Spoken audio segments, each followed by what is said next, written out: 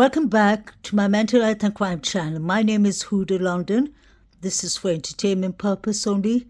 This is the case of the Idaho quadruple murders. May the victims rest in peace. Condolence to their families, and may justice be served.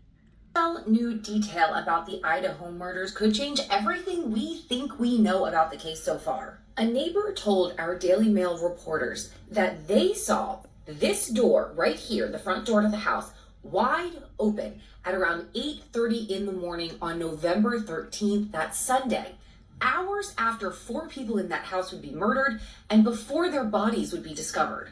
The murders are suspected to have taken place between 3 and 4 a.m. That is an approximation, and as of right now, we don't have any other information to indicate how long this door might have been left ajar. And here's how this new detail could potentially change things. You'll remember that in the early days of the investigation, pretty much everyone was suspicious about why the 2 roommates downstairs on the first floor were alive and unharmed.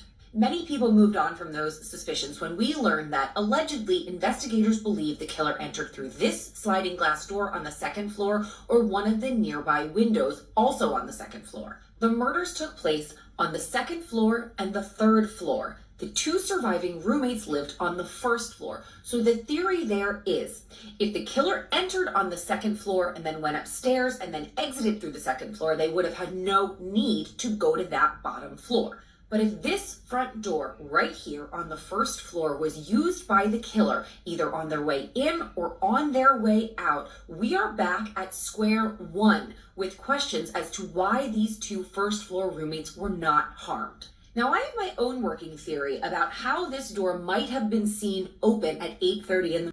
This is strictly my opinion. I believe that the surviving roommates allegedly know something about this, because you can picture somebody, they heard rumbling noises upstairs, and Dylan asked the girl, she opened the door and said to be quiet, she's going to sleep. So if they were hearing those noises, I would assume it was more than one person, and they must have ran downstairs and used the front door. Could this be the reason that BK, Brian Christopher Kohlberger, and his lawyer, Ann Taylor, want Bethany Funk to explain what she saw? They believe she has exculpatory evidence to this case. And it doesn't make sense. The front door was left open. I remember that, hearing that in the beginning. One of the neighbors on his way to work saw the front door wide open. We saw Dylan, his big black truck, driving at 3:01 near the Banfield while the police, undercover police, were basically making their stop with the 3 young boys that were intoxicated. So if Dylan heard noises upstairs and she told the girls to be quiet, that means, I believe, she thought there was a party upstairs, or she knew that there were more people upstairs. Xana had defensive wounds. That means she fought for her life. Dylan lives in the 2nd floor with Xana. I want to know why Xana asked her father to change the door locks. Did she feel unsafe? Or was there something else going on between the roommates? I really want to know what's the relationship with all the roommates and the surviving roommates. I've noticed one thing when I observe all the pictures they've taken. I've never seen a picture with BF and Kaylee. I've seen BF taking many pictures with Xana, Maddie, and DM, but not with Kaylee. So were they on bitter terms, or did they not just get along? I don't understand that part. I haven't seen DM taking pictures with Xana either.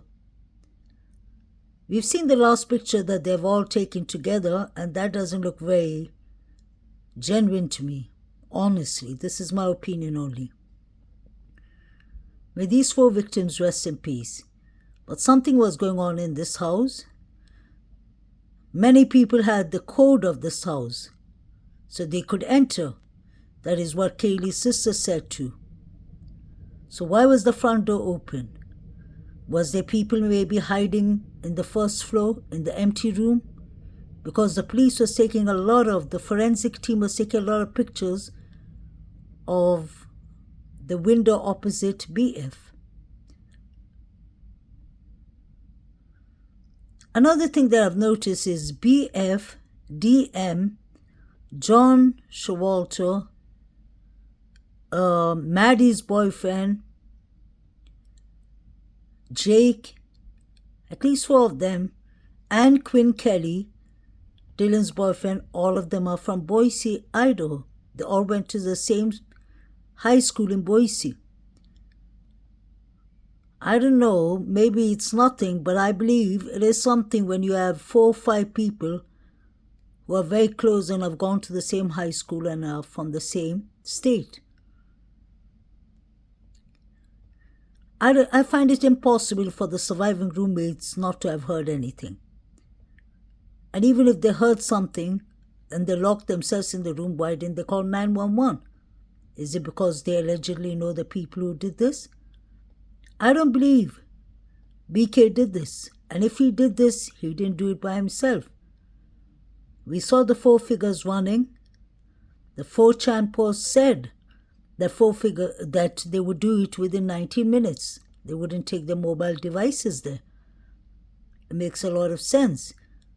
They said that they will go to the house when the lights go off at the 2nd floor and 3rd floor.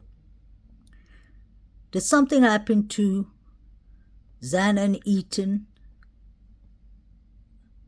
when they were on the way back from the Sigma Chi, or did the fight happen and they got badly injured in the Sigma Chi? The president of the Sigma Chi said they don't have cameras. Was this murders pre-planned? Please like, share and subscribe. Justice for the victims.